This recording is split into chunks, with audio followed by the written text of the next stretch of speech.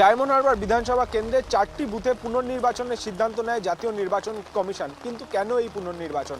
কোনো বুথের ইভিএম মেশিনে দেখা যায় আতর লাগানো রয়েছে, কোনো ইভিএমে দেখা যায় টেপ লাগানো রয়েছে, তার পাশাপাশি ওয়েবকাস্টিং দীর্ঘক্ষণ ধরে বন্ধ।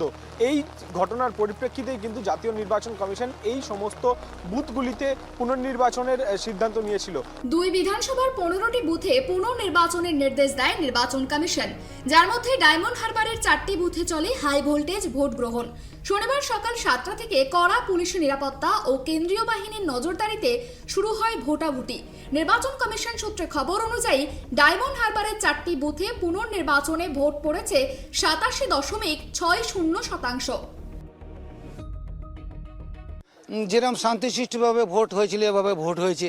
হ্যাঁ, তারপরে সকালের দিকে দেখা গেল 10টা সাড়ে 10টার দিকে বলছে আতরের গন্ধ বেরোচ্ছে, আতরের গন্ধ বেরোচ্ছে।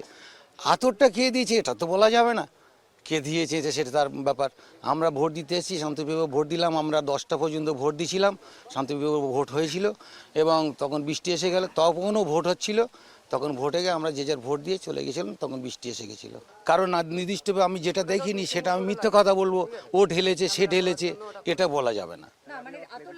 আতর লাগিয়েছে এটা একদম শিওর। না, মেশিন ছিল, মেশিন খারাপ হয়ে গেছিল, বললো মেশিন খারাপ হয়ে গেছে। তারপরে বোধহয় 2-3 ঘন্টা লেট হয়েছিল, যার পরে আমরা 10টা পর্যন্ত ভোট দিয়েছি, মেশিন খারাপ হয়ে গেছিল। আগের দিনে মানে ভোট শান্তিভাবে হচ্ছিল, হতে হতে তখন বেলা 11টার দিকে বলে আতর দিয়ে দিয়েছে।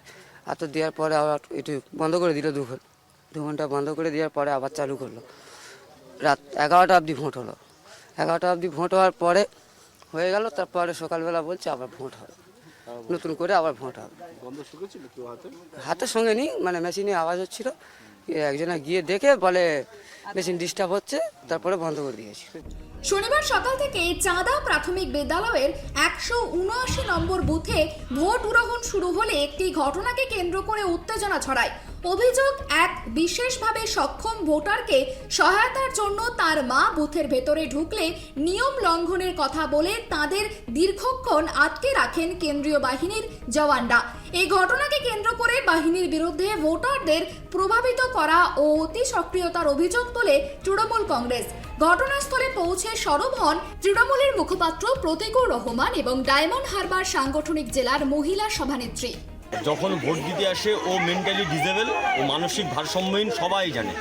আপনি বুথ নিয়ে এখান থেকে বাসনগা হাট পর্যন্ত যাবেন, যাকে জিজ্ঞেস করেন, যে কোনো দোকানদারকে জিজ্ঞেস, সবাই বলে মানসিক ভারসাম্যহীন।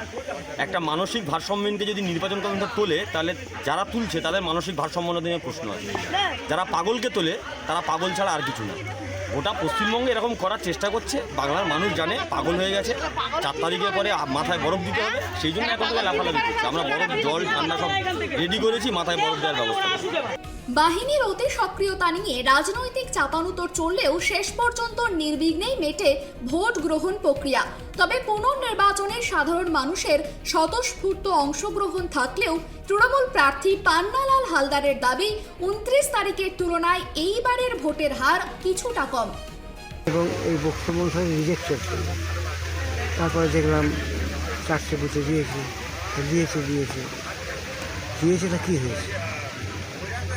আমরা অনেক ভোটে লিড করবো, তবে এই বুথটা দেখছি আগের চেয়ে ভোটের হার কম। মানে গত উন্নয়ন কী হবে মনে করছেন? 4 তারিখে তো দেখা যাক কী হয়। তবে আমরা আমাদের পাবলিক জিতবে, মানুষের ভালোবাসা। 2টি দফায় আমরা দেখেছি যে ভোটাররা সাত সকালবেলায় বুথের আশেপাশে লাইন দিতে শুরু করেন এবং ভোট দেওয়ার জন্য। সেই চিত্র কিন্তু এই পুনর্নির্বাচনেও দেখা গেল। আমরা সকাল থেকেই দেখতে পেলাম যে ভোটারদের ভোট দেওয়ার ক্ষেত্রে একটা হিড়িক লক্ষ্য করা গেল এবং বুথের নিরাপত্তায় কিন্তু কেন্দ্রীয় বাহিনী যথেষ্ট তৎপর ছিল। কোথাও কিউআরটি ভ্যান এবং কোথাও অত্যাধুনিক যে অস্ত্র রয়েছে সেটারও ব্যবহার করতে দেখা গেল এই কেন্দ্রীয় বাহিনী জওয়ানদের। বিজেপির তরফে অভিযোগ করা হয় যে তৃণমূলের এই আশ্রিত দুষ্কৃতীরাই এই যে ঘটনাগুলো ঘটিয়েছে। অন্যদিকে তৃণমূলের তরফে অভিযোগ করা হয় বিজেপি এবং সিপিএমের কথা শুনেই কিন্তু জাতীয় নির্বাচন কমিশন এই বুথগুলিতে পুনর্নির্বাচনের সিদ্ধান্ত নিয়েছে এবং এটাই দেখার আগামী 4ঠা মে এই বুথগুলির ফলাফল কোন দিকে যায়। ক্যামেরায় দেবরাজ দত্তের সঙ্গে অভ্রদীপ দাসের report, KTV Bangla, diamond Harbour.